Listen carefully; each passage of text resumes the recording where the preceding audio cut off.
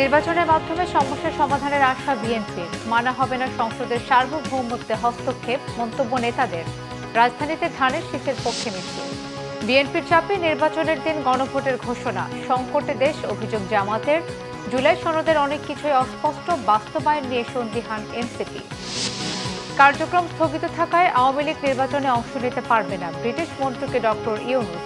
দিল্লি যাচ্ছে নিরাপত্তা উপদেষ্টা, বৈঠক হতে পারে অজিত দোভালের সঙ্গে। দেখছিলেন ক্রাউন সিমেন্ট সংবাদ শিরোনাম, এবারে বিস্তারিত।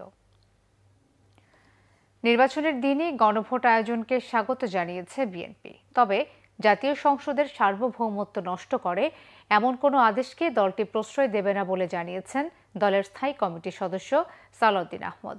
আর রাজনৈতিক মহলে উদ্ভাবিত সকল সমস্যার সমাধান জাতীয় নির্বাচনের মধ্য দিয়ে সম্ভব বলে জানিয়েছেন দলটির স্থায়ী কমিটির আরেক সদস্য আমির খসরু মাহমুদ চৌধুরী। মুবাশির আহমদের রিপোর্ট। শুক্রবার সকালে রাজধানীর শাহবাগে নারীর ওপর ক্রমবর্ধমান সহিংসতা, অসম্মান প্রতিরোধে প্রস্তুত সচেতন নারী সমাজ শীর্ষক মৌন মিছিল ও সমাবেশের আয়োজন করে নারী ও শিশু অধিকার ফোরাম। প্রধান অতিথির বক্তব্যে বিএনপি নেতা সালাউদ্দিন আহমেদ বলেন, সমাজে নারীর সম অধিকার নষ্ট করতে একটি দল নারীর কর্মঘণ্টা নিয়ে রাজনীতি করছে। অভিযোগ করেন, এটি নারীর ভাগ্য ও অধিকার খর্ব করার পরিকল্পনা। দেশে একটি দল যারা ধর্মের নামে ব্যবসা করে, রাজনীতির ব্যবসা করে, তাদের হাতে আজকে নারীরা নির্যাতিত হচ্ছে। তারা চায় যেন এই দেশের নারীরা অন্দরমহলে বন্দী থাকে, যেন বাংলাদেশের অর্ধেক জনসমষ্টি অন্ধকারে থাকে এবং নারীর অগ্রগতি প্রগতি না হয়। সেজন্য তারা বলছে কর্মঘণ্টা কমিয়ে দিতে হবে, কর্মসংস্থানের জন্য যাতে কোনো রকমের অসুবিধা না হয়। তিনি আরও জানান, জুলাই জাতীয় সনদ যেসব প্রস্তাবের ভিত্তিতে স্বাক্ষর করা হয়েছে তা পালন করতে রাজনৈতিক দলগুলো অঙ্গীকারবদ্ধ। তার বাইরে কোনো প্রস্তাব জনগণের ওপর চাপিয়ে দেওয়া যাবে না। গণভোটের মধ্য দিয়ে সংবিধান সংশোধন হয়ে যাবে না, তার জন্য অবশ্যই জাতীয় সংসদ গঠিত হতে হবে। বাংলাদেশে সেই জাতীয় সংসদের সার্বভৌমত্ব যাতে ক্ষুণ্ণ না হয়, সেজন্য আমরা কোনো আরোপিত আইন দিয়ে, আদেশ দিয়ে, যে কোনো রকমের জবরদস্তিমূলক প্রস্তাব দিয়ে জাতীয় সংসদের সার্বভৌমত্বকে আমরা হস্তক্ষেপ করাতে দিতে চাই না। এদিকে জুলাই সনদ সহ রাজনৈতিক মহলে উদ্ভূত সকল সমস্যার সমাধান নির্বাচনের মধ্য দিয়েই সম্ভব বলে মনে করেন বিএনপির স্থায়ী কমিটির সদস্য আমির খসরু মাহমুদ চৌধুরী। সাংবিধানিক বলেন, অর্থনৈতিক বলেন, সব সমাধান আছে, শুধুমাত্র নির্বাচিত প্রতিনিধিদের মাধ্যমে, নির্বাচিত সরকারের মাধ্যমে। এর বাইরে কোন সরকারের পক্ষে জনগণের মনের কথাও বুঝবে না, জনগণের চাহিদাও বুঝবে না। সুতরাং একটি নির্বাচিত সরকার আসলে যে সমস্ত সমস্যা পুঞ্জীভূত হয়েছে ইতিমধ্যে, যেগুলো আপনারাও যা জিজ্ঞেস করেছেন, এগুলোর সমাধান একমাত্র নির্বাচিত সরকার সংসদের মাধ্যমে করতে হবে। এর বাইরে করার কোনো সুযোগ নেই। দুপুরে চট্টগ্রামের একটি হোটেলে আয়োজিত এমভিটি সামিটের উদ্বোধন শেষে সাংবাদিকদের প্রশ্নের জবাবে একথা বলেন তিনি। মুবাশির আহমেদ, বাংলা ভিশন, ঢাকা।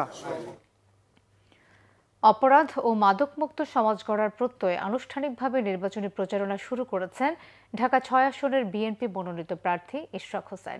শুক্রবার দুপুরে নির্বাচনী মিছিল পূর্ব বক্তব্যে তিনি বলেন, জাতীয় সমস্যা প্রাধান্য না দেওয়াতেই পতিত স্বৈরাচার দেশকে অস্থিতিশীল করার চেষ্টা করছে। জাহাঙ্গীর আলমের ক্যামেরায় বিস্তারিত জানাচ্ছেন মামুন আব্দুল্লাহ। দুচোখের দৃষ্টি যতদূর যায় ততদূর একই আওয়াজ, ধানের শীষ এবং ইশরাক হোসেন। গণমানুষের জোয়ার ঢাকা ৬ আসনের। দলীয় মনোনয়নের আনুষ্ঠানিক প্রচারণা এটি প্রথম। শুক্রবার দুপুরে গোপীবাগ থেকে শুরু হয় নির্বাচনী এ মিছিল। যেই মিছিলে অংশ নেন ছোট শিশু থেকে আবাল বৃদ্ধ বনিতা। সবার একটাই প্রত্যাশা, বিপুল জনসমর্থন নিয়ে বিজয়ী হবেন গণমানুষের নেতা ইশরাক হোসেন। বিগত 17 বছর ভোট দিতে পারে নাই, ইনশাল্লাহ আগামী ফেব্রুয়ারি মাসে জনতার মেয়র ইঞ্জিনিয়ার ইশরাক ভাইকে বিপুল ভোটে জয়লাভ করবে জনতার মেয়র ইঞ্জিনিয়ার ইশরাক ভাইকে। উনি সবসময় ছিলেন আমাদের সুখে দুঃখে, সবসময় ওনাকে পাই এবং ওনার যে আমলনামা সেটা আমাদের উজ্জীবিত করেছে, অনুপ্রাণিত করেছে। জনমানুষের নেতা হিসেবে এখানে পরিচিত হয়েছে, জনগণ তাকে বিপদ আপদে কাছে পায়। মিছিলে অংশ নেয়া তরুণ ও নারীদের প্রত্যাশা একটু বেশিই। বলছেন, নারীদের নিরাপত্তা এবং নিরাপদ নগরী গড়তে স্বৈরাচার শেখ হাসিনার চোখে চোখ রেখে কথা বলা নেতা ইশরাকেই বিশ্বাস তাদের। ইশরাক ভাই আমাদের তরুণদের প্রথম যারা ভোট দিবে, ঠিক আছে, তাদের হচ্ছে প্রথম চয়েস হচ্ছে ইশরাক ভাই, কারণ তাদের সমবয়সী হচ্ছে সেই ইশরাক ভাই। আমি মনে করি যে ইঞ্জিনিয়ার ইশরাক হোসেন 28 না 30,000 ভোটের ব্যবধানে ইনশাআল্লাহ জুন 4 থেকে পাস করবে। এর আগে মিছিল পূর্ববর্তী সংক্ষিপ্ত বক্তব্যে ইশরাক হোসেন বলেন, জাতীয় সমস্যা সমাধান না করে ব্যক্তিগত সমস্যাকে প্রাধান্য দেয় পতিত স্বৈরাচার দেশকে অস্থিতিশীল করার আবারও চেষ্টা করছে। আগামী ফেব্রুয়ারি মাসে বাংলাদেশের জনগণই নির্ধারণ করবে যে আগামী দিনে কারা রাষ্ট্র পরিচালনার যোগ্যতা বিগত 17 বছরে আন্দোলন সংগ্রাম করে অর্জন করেছে। আমরা যখন আন্দোলন করেছি তাদেরকে আমরা সব সময় সেখানে পাই না। নির্বাচিত হলে অপরাধমুক্ত সমাজ গড়া সহ 3 দফা কাজ অগ্রাধিকার দেবেন বলেও নাগরিকদের প্রতিশ্রুতি দেন ইশরাক হোসেন। জুলাই সনদের মাধ্যমে বিগত বছরে যারা আন্দোলন সংগ্রামের অগ্রভাগে ছিল তাদের যাতে ভবিষ্যতে একটা সুরক্ষা তারা পায়, সেটার জন্য যদি প্রয়োজনীয় কোনো আইন তৈরি করতে হয় সেটাও সেই সংসদে উত্থাপিত করা হবে। ক্ষমতার জন্য লড়াই করছি না আমরা, সেইটা আপনাদেরকে আশ্বস্ত করতে চাই। আমরা কোনো অপরাধীদেরকে আমরা প্রশ্রয় দেব না। সকল চাঁদাবাজ এবং বিতর্কিত ব্যক্তি যারা রয়েছেন আগামী দিনে তাদেরকে দল থেকে বের করে দেওয়ার সিদ্ধান্ত ইতিমধ্যে নেওয়া হয়েছে।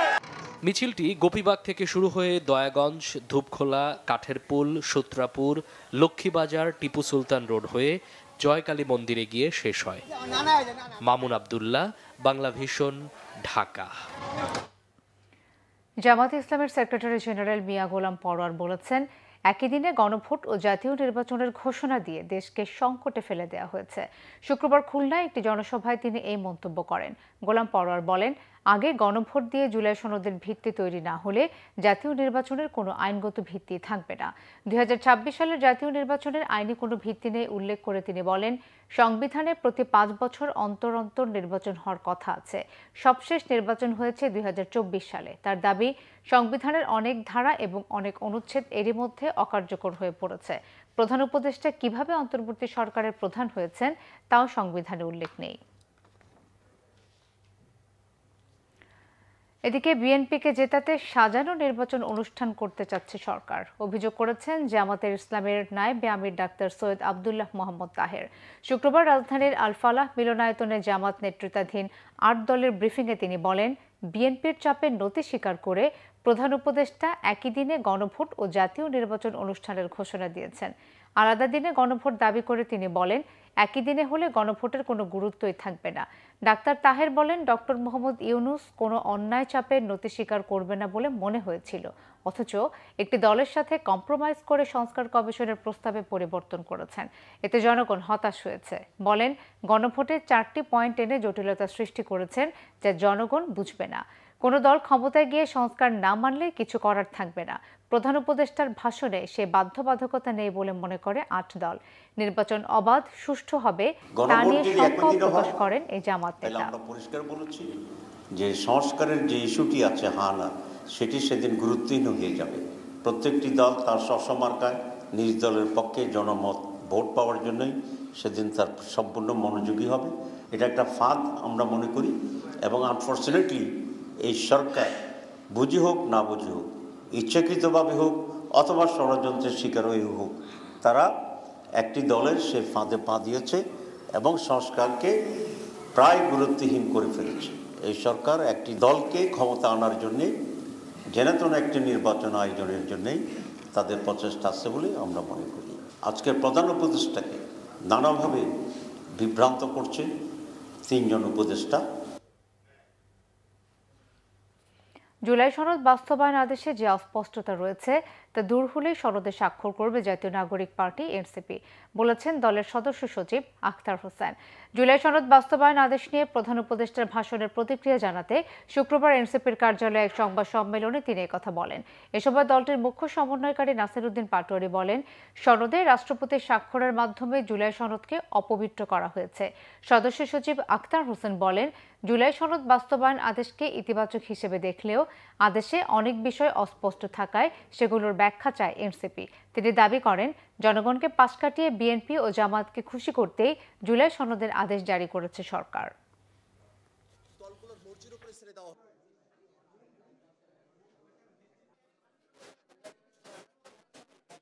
জুলাই সনদ বাস্তবায়নের যে আদেশ জারি করা হয়েছে এই আদেশের ব্যাখ্যা ক্ষমতাবানরা তাদের মতো করে করতে পারেন, তেমন একটা অবস্থায় তেমন একটা ভাষ্যে জুলাই সনদ বাস্তবায়ন আদেশ জারি করা হয়েছে। এই সমস্ত বিষয় পর্যালোচনা করে আমরা সরকারের কাছে দাবি জানাই যে সরকার অবিলম্বে জুলাই সনদ বাস্তবায়ন আদেশের সঠিক ব্যাখ্যা প্রদান করবে এবং একই সাথে যে বিষয়গুলোতে জুলাই সনদ বাস্তবায়নের ক্ষেত্রে অস্পষ্টতা রয়েছে সেই অস্পষ্টতাগুলো দূরীকরণ করবে এবং এর মধ্য দিয়ে জুলাই সনদের কে নিয়ে যে সংকটের তৈরি হয়েছে সেই সংকট নিরসনে সরকার উদ্যোগ গ্রহণ করবে। আমরা মনে করি বাংলাদেশে দ্রুতগতিতে ইলেকশন হওয়া প্রয়োজন, কিন্তু সরকার যেই পথে এগুচ্ছে সংকট আরো ঘনীভূত করছে এবং গণভোট নির্বাচন কিভাবে সরকার পালন করবে, বাংলাদেশে আয়োজন করবে, এটার এখন আমরা রোডম্যাপ পাইনি। ফলত সরকার নির্বাচন নিয়ে ব্যস্ত, নির্বাচন আয়োজন করবে, সংস্কার নিয়ে সরকার কোনো দায় নিল না, সরকার সরাসরি জনগণকে বিদ্যাঙ্গুলি দেখিয়েছে। প্রধান উপদেষ্টা ডক্টর মোহাম্মদ ইউনূস বলেছেন, দেশের সন্ত্রাস বিরোধী আইনে আওয়ামী লীগের কার্যক্রম স্থগিত থাকায় এবং নির্বাচন কমিশন পরবর্তী সময়ে দলটিকে নিবন্ধিত রাজনৈতিক দলের তালিকা থেকে বাদ দেয়ায় আওয়ামী লীগ এই নির্বাচনে অংশ নিতে পারবে না। তবে নির্বাচন অন্তর্ভুক্তিমূলক, অংশগ্রহণমূলক এবং ব্যাপক ভোটার উপস্থিতির নিশ্চয়তা দিয়েছেন তিনি। বৃহস্পতিবার রাতে রাষ্ট্রীয় অতিথি ভবন যমুনায় সফররত ব্রিটিশ মন্ত্রী জেনি চ্যাপম্যানের সঙ্গে বৈঠকে তিনি এসব কথা বলেন। আগামী সাধারণ নির্বাচন অবাধ, সুষ্ঠু ও অন্তর্ভুক্তিমূলক করতে তার সরকারের অঙ্গীকার পুনর্ব্যক্ত করেন প্রধান উপদেষ্টা। ফেব্রুয়ারি সাধারণ নির্বাচন, অবৈধ অভিবাসন রোধ, বাণিজ্য বৃদ্ধি, রোহিঙ্গা সংকট এবং বিমান ও সামুদ্রিক খাতে সহযোগিতা বাড়ানো সহ বিভিন্ন বিষয়ে আলোচনা করেন তারা। প্রধান উপদেষ্টা বলেন, কয়েক কোটি তরুণ তরুণী তাদের প্রথম ভোট দিতে যাচ্ছে, কারণ দীর্ঘ 16 বছরের স্বৈরশাসনের সময় 3টি কারচুপির নির্বাচনে তাদের ভোট দেওয়ার কোনো সুযোগ হয়নি। এ সময় উপস্থিত ছিলেন জাতীয় নিরাপত্তা উপদেষ্টা ডক্টর খলিলুর রহমান, এসডিজি সমন্বয়ক লামিয়া মোরশেদ ও বাংলাদেশে নিযুক্ত British high commissioner Sarah Cook. ভারতের নয়াদিল্লিতে অনুষ্ঠেয় আঞ্চলিক সিকিউরিটি কনক্লেভে অংশ নিতে জাতীয় নিরাপত্তা উপদেষ্টা ডক্টর খলিলুর রহমানকে আমন্ত্রণ জানিয়েছেন দেশটির জাতীয় নিরাপত্তা উপদেষ্টা অজিত দোভাল।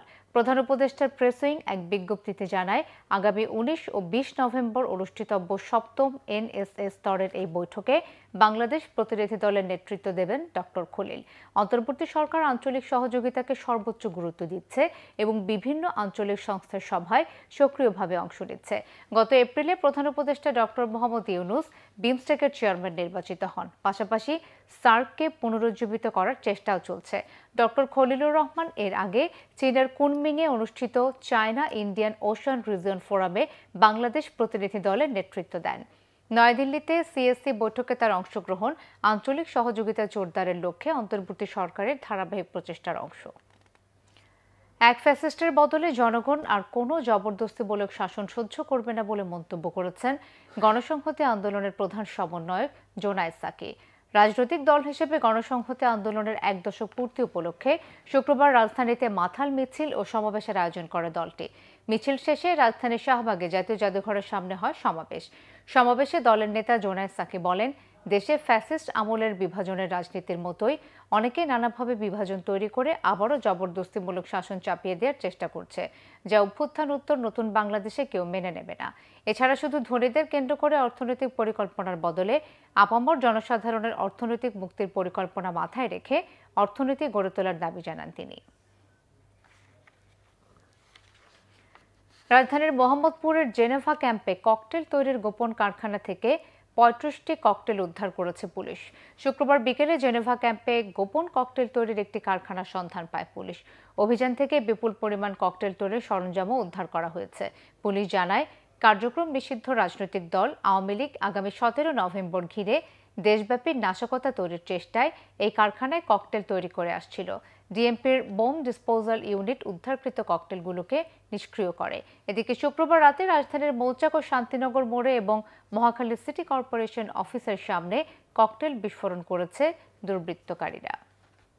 সংবাদ শেষ করব ক্রাউন 7 শিরোনামগুলো আরও একবার জানিয়ে। নির্বাচনের মাধ্যমে সমস্যা সমাধানের আশা বিএনপির, মানা হবে না সংসদের সার্বভৌমত্বে হস্তক্ষেপ, মন্তব্য নেতাদের। রাজধানীতে ধানের শীষের পক্ষে মিছিল। বিএনপির চাপে নির্বাচনের দিন গণভোটের ঘোষণা, সংকটে দেশ, অভিযোগ জামাতের। জুলাই সনদের অনেক কিছুই অস্পষ্ট, বাস্তবায়ন নিয়ে সন্দিহান এনসিপি। কার্যক্রম স্থগিত থাকায় আওয়ামী লীগ নির্বাচনে অংশ নিতে পারবে না, ব্রিটিশ মন্ত্রীকে ডক্টর ইউনূস। দিল্লি যাচ্ছেন নিরাপত্তা উপদেষ্টা, বৈঠক হতে পারে অজিত দোভালের সঙ্গে। এই ছিল এখনকার মতো, পরের সংবাদ সকাল 7:30টায় দেখার আমন্ত্রণ রইল। এছাড়া বাংলা ভিশন সংবাদ ও সংবাদ সংশ্লিষ্ট অনুষ্ঠান দেখতে ভিজিট করুন www.bvnews24.com ও facebook.com/banglavisionnews এবং সাবস্ক্রাইব করুন youtube.com/banglavisionnews। ধন্যবাদ।